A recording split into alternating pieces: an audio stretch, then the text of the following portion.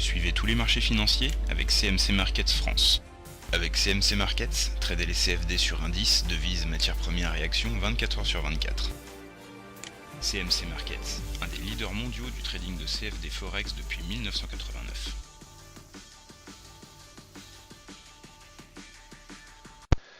Salut, c'est Trado. Voilà la vidéo de mise à jour pour l'or et pour l'argent. Donc la raclée de vendredi n'aura échappé à personne, hein. L'or et l'argent ont abandonné entre 5 et 6%, et rien sur le plan fondamental ne peut justifier une telle correction, hein. Au contraire, avec des difficultés qui s'amoncellent en Europe, avec le quantitative easing aux États-Unis, puis maintenant au Japon. C'est plutôt l'inverse qui devait se passer. En plus, il y a des difficultés de livraison d'argent, on l'a suffisamment déballé sur la place publique. Donc c'est vrai qu'on va essayer de voir ce que l'analyse technique permet d'apporter comme information, parce que sur le plan fondamental, il faut rien attendre de salvateur. Par contre, et avant de commencer, même si c'est pas vraiment mon travail, car ce n'est pas ma spécialité, il faut savoir que le scénario qui tient la corde actuellement pour expliquer la baisse de l'or et de l'argent serait une sorte de deal qui a été fait entre, bon, pour faire simple, hein, sans être trop technique, entre les grosses banques qui ont en charge de faire baisser la valeur de l'or et les hedge funds qui ont accepté, en gros, de racheter les positions vendeuses de spéculation à la baisse, hein, donc des grosses banques qui ont pour mission de faire baisser l'or. Et a priori, le deal qui aurait été fait, c'est de faire baisser suffisamment l'or et l'argent pour que eh bien, ceux qui ont accepté de racheter les positions vendeuses puissent quelque part à la base derrière dégager un profit, puisque la baisse ayant été extrême, il y aura forcément une hausse derrière, ce qui permettra d'alimenter les caisses de ceux qui ont accepté d'acheter les positions vendeuses des, des bullion banks, hein, des banques qui ont fait baisser les cours. C'est très compliqué, hein. Si vous n'êtes pas coutumier du fait, c'est un peu du charabia.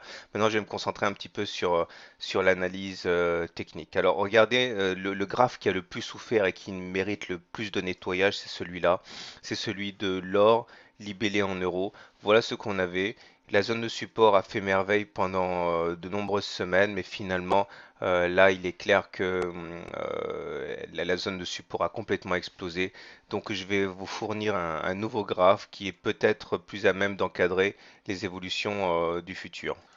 Donc, voilà le scénario maintenant alternatif que je vous propose, hein, le premier ayant été eh bien, cassé à la baisse.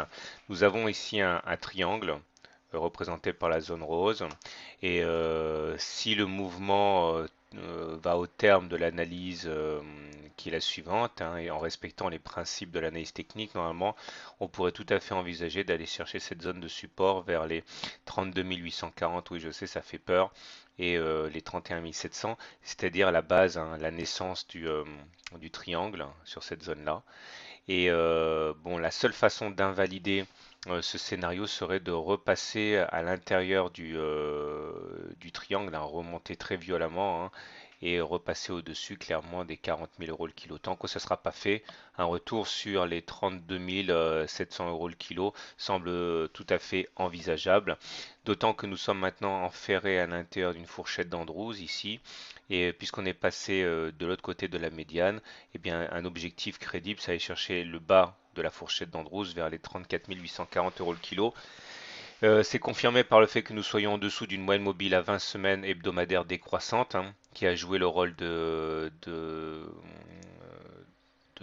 résistance, hein, lors de l'attaque du 1er avril, du 25 mars et du 18 mars. Donc ça s'est révélé relativement intraitable. D'ailleurs, c'est assez intéressant parce que le retour ici peut avoir joué le rôle de throwback, hein, une fois que que ça a été cassé ici.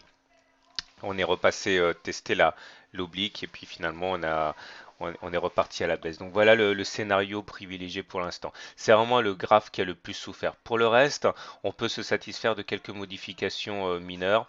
Alors tout d'abord, l'or libellé en dollars. Alors avant, je vous avais proposé un triangle à implication haussière qui ressemblait à peu près à ça, hein. Ça ressemblait alors attendez. Oui, on avait une horizontale ici Donc on avait un triangle rectangle avec une horizontale sur sa base. Là, l'attaque de cette semaine a complètement défiguré le triangle, donc on se retrouve avec un triangle plutôt descendant, comme ça. Ça s'appelle un biseau, hein, clairement.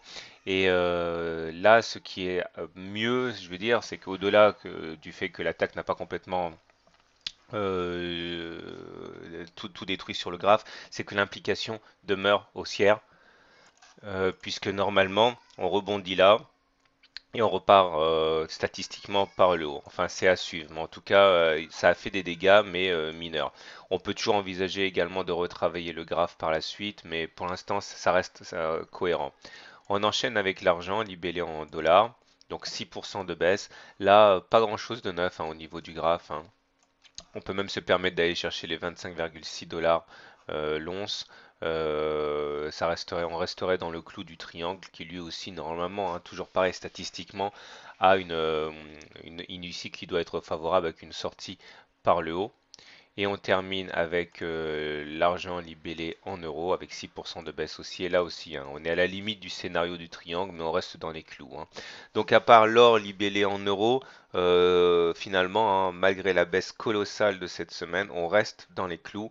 Euh, Seul l'or libellé en euros montre que la suite des événements pourrait continuer à être assez défavorable. Voilà. Je suis désolé pour l'aspect théorique que j'ai essayé d'expliquer au début, hein. Je sais que c'est un petit peu compliqué, mais en gros c'est ça, hein. Il y a un jeu de mistigris, on se refile la patate chaude sur les contrats short. Clairement, pour faire baisser l'or, c'est très simple, il suffit de vendre à découvert. Mais vendre à découvert, ça veut dire acheter des contrats short. Et au bout d'un moment, bah, il faut bien les refiler à quelqu'un, ces contrats short, avant que ça recommence à augmenter et qu'on perde de l'argent. Donc, a priori, les contrats short ont été refilés aux hedge funds qui ont accepté de le faire, qu'à condition que la baisse soit vraiment conséquente, que les prix soient cassés et que derrière, eh bien, il y ait de la marge de manœuvre pour faire du gras. Voilà, je vous souhaite une bonne semaine de bons trades et à demain. CMC Markets, un des leaders mondiaux du trading de CFD Forex depuis 1989.